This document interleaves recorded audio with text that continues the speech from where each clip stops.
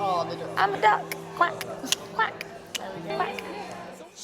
This is who I am, and I can still just be a normal person and live normally, even though I have it.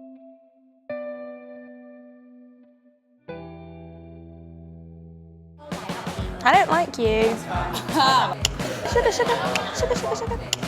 You make unicorns cry all the time. For a while, a lot of my vocal tics were about like drugs and prostitutes, basically. And they just kind of latched onto that, don't know why. No. And then they can go quite dark, to be fair. Like sometimes they can be just like about bunnies and fairy princesses and ice kingdoms. And then there will be like backstreet abortion and prostitutes, yeah.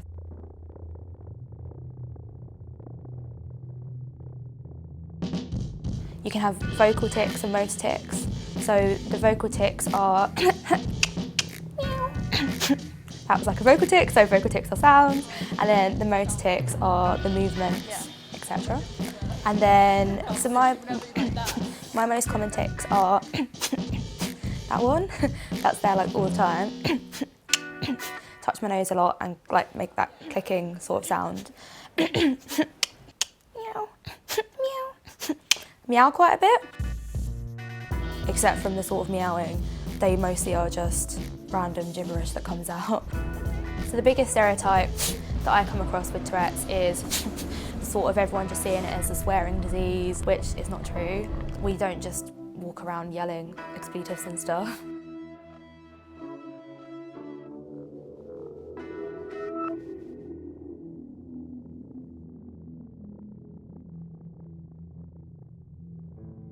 Emily's birth was quite traumatic.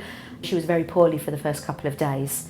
She had her stomach pumped, she had to be force-fed, and she used to wake herself up in the middle of the night, and I'm not exaggerating when I say 52 times a night was normal.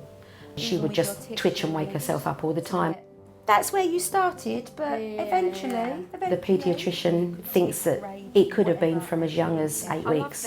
I love that one because you were just a crackpot.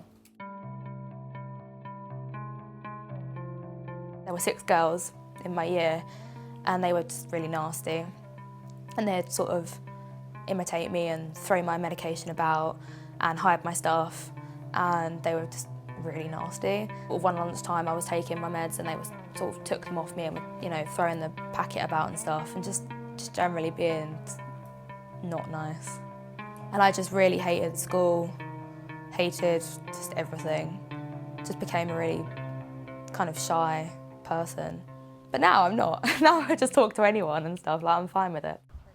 We met on the very first day of college. I never met anyone with Tourette's, but I knew of the condition. I know that she's been through a lot with this syndrome. Like she said that she was bullied because of it, which is horrible. Obviously, if I knew her then, I would have stood up for her, and you know, and I'll do it now if anyone does, you know. But yeah, I think it's amazing, and you know, it's a part of her, and I love that about her. So yeah. I tend to suppress quite a bit, like holding in my tics, and it's a form of self-preservation for myself, I guess.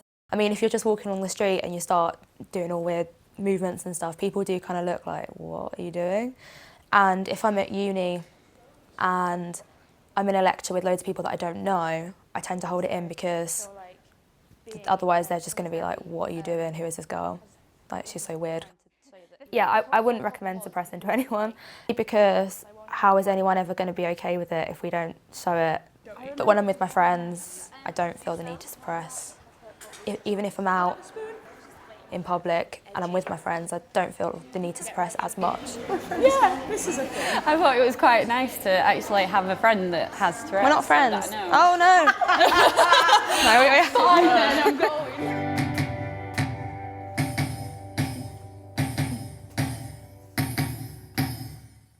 Run fast for your mother, run fast for your father. Music in general really helps with my Tourette's. I literally listen to music like probably all the time. It just calms me down a lot. When I start singing, it feels really good. I don't have to suppress or anything. I just don't tic when I sing. Like, that's the good thing about it, and I think that's why I enjoy music and singing so much, it's a release. When I watch Emilly perform, it's quite amazing because she's always been a very shy person. It wasn't until she was about 15 that she would actually talk to someone face to face. She used to hide behind me and talk through me. But if you put her on a stage, there could be hundreds and hundreds of people sitting in front of her and it didn't faze her at all. Why is every single second filled up with you? I really don't know, it's what I'm used to. The thing I admire most about Emilly is her courage and her determination. Nothing stands in her way. Don't leave me this way. Yeah, Tourette's is a bit of a ball ache really, but I wouldn't change her. I think the biggest challenge of living with Tourette's was just becoming a confident person and just accept it as this is who I am, this is going to be part of my life, and I can still just be a normal person and live normally even though I have it, and just sort of coming to terms with that. When I am on stage and singing, it's like the best feeling ever. Especially if it is like a big performance, you can't really see the audience, but you know there's like loads of people there and they're like listening to you sing, and it's a really nice feeling. I just become really confident and just, yeah, a completely different person.